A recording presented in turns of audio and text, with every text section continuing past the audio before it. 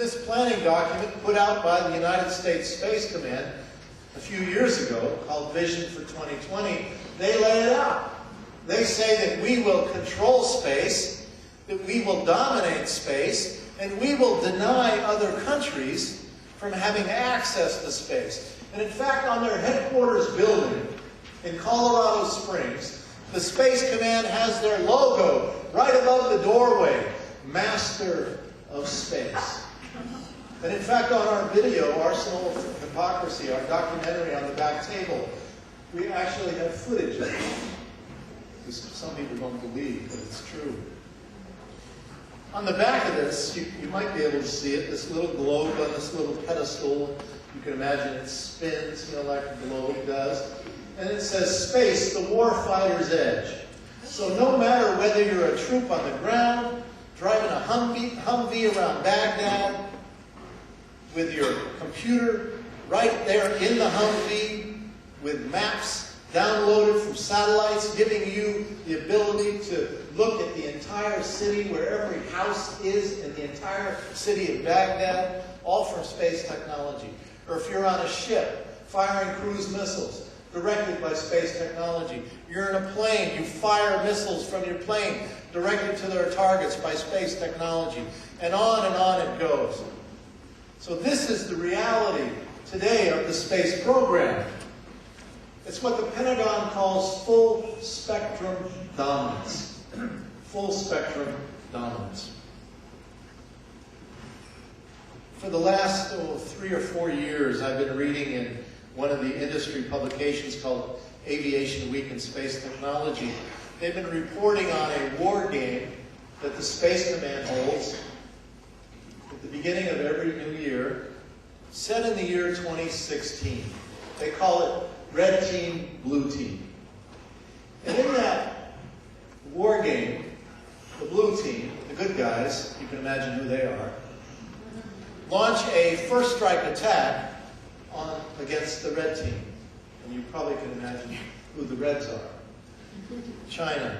And in that first strike attack, the very first weapon that is used is what's called the military space plane that is now under development. They say it's going to take off like an airplane, fly up through space, and be able to go to the other side of the world in 1 hour. And then that plane comes down in that war game and drops a devastating attack on China as part of the first strike attack on China. And in one of the war games, they had a lawyer, a military lawyer, sitting next to the computer. And they turned to the lawyer and said, "Will it violate the Outer Space Treaty of 1967 if we use the military space plane in this first strike attack?" The Outer Space Treaty says there can be no weapons of mass destruction in space. And so the lawyer turns back and says, no, because this new technology falls outside of the old treaty. Because this weapon system is not permanently stationed in space. It's transitory, therefore it falls outside of the treaty. And then they turned, after they used it, the military space plane, they turned back to the lawyer and they said, "Can we use the Death Star? Will it violate the Outer Space Treaty?" And the lawyer said, "Yes, you can use the Death Star," but the Pentagon calls the Death Star orbiting lasers in space, orbiting battle stations, powered with nuclear reactors, knocking out other countries' satellites, and hitting targets on the Earth below. Yes, you can use it because it's not a weapon of mass destruction. It's a weapon of selective destruction. It falls outside of the treaty.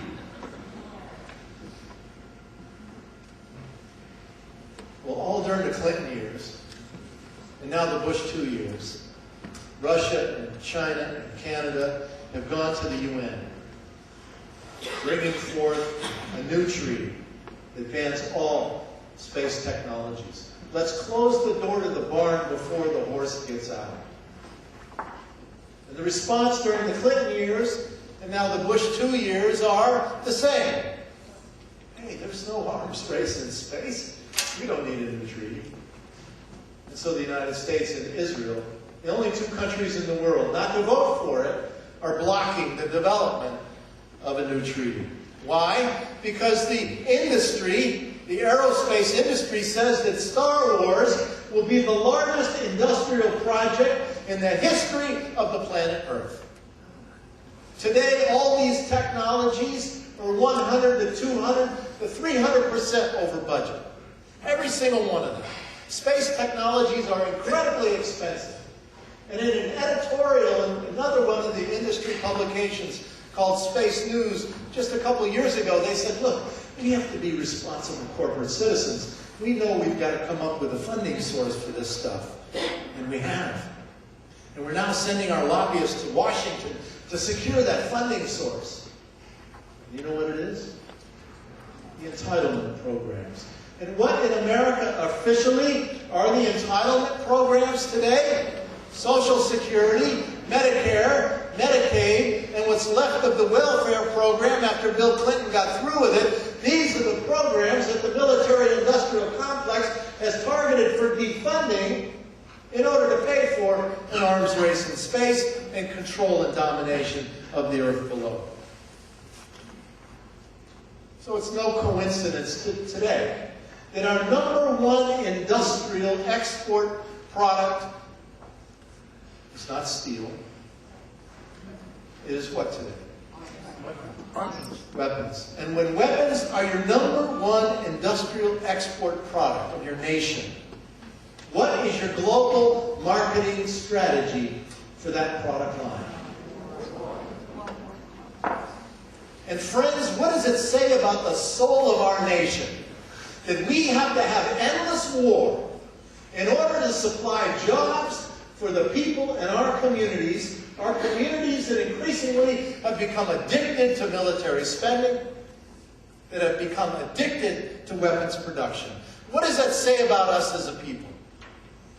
And I promise you that when I go to other countries and I tell this story, people stand up and they scream at me. They scream at me from the audience. Who the hell do you people think you are? Who do you people think you are? Why don't the American people stop this? And how do you respond? Imagine, put yourself in my place in that moment. How do you respond? What do you say?